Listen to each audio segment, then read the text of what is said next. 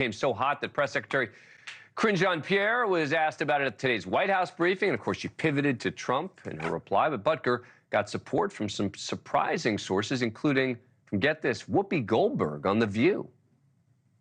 Listen, I like when people say what they need to say. He's at a Catholic college. Yeah. He's a staunch Catholic.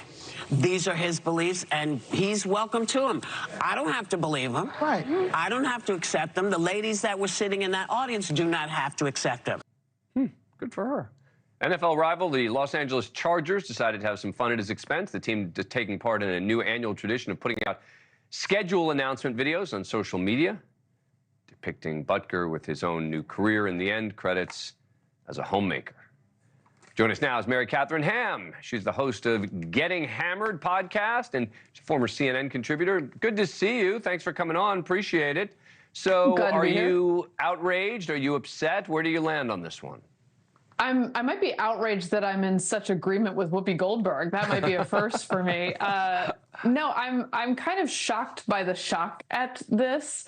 I watched the entire speech because I thought, I'd like to have full context for this. He's speaking to a traditional Catholic institution. He's speaking from a Catholic point of view as a devout Catholic. He's speaking largely to the church and those who are fellow observers of the faith.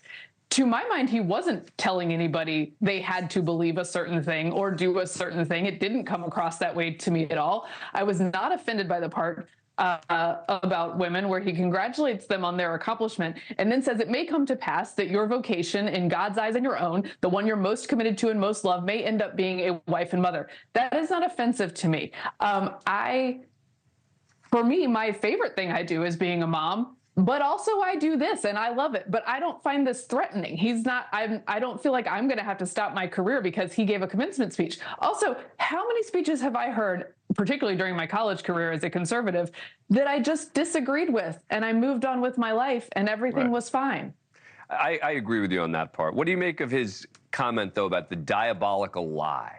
I mean, I think that's the only part that kind of, Yeah, look. I think I would not put it so hyperbolically, but it doesn't bother me that he has a different take on this, right? And I think what he's speaking to is something that frankly makes a place like Benedictine College that is an observant traditional Catholic institution attractive to some young people, right? Is because it is more traditional. It is speaking to something that that a lot of young people are looking around at the current culture and saying it doesn't satisfy them, right? So I think there is a part where you can have a conversation about, hey, what is it as a young woman that I do want to fulfill my life? I have many paths before me. The pendulum swings real hard from left to right these days, and you can find yourself somewhere in the middle, as I have done. I think there are a lot of options available to you, but the thing that is making me crazy is watching folks just decide all of a sudden. By the way, like 2 weeks ago, they decided that they really loved free speech on campus. That was what the left decided because they were like, oh, you can't condemn any of these people for saying vile things on campus at these encampments. And now they're like, oh, no, we don't believe in it for that guy. Yeah. For that guy, we want him fired.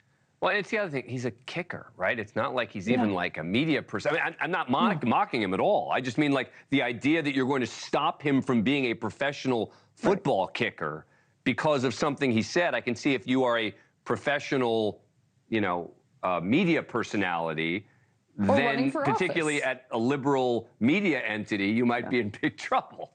Anyway, Mary Katherine Ham, we've been trying to get you on for a while. We hope you'll come back. Thank you. Appreciate it. Thank you for having me. Thank you for watching. Go to newsnationnow.com to find NewsNation on your cable provider. And don't forget to click the red subscribe button below to get more of NewsNation's fact-driven, unbiased coverage.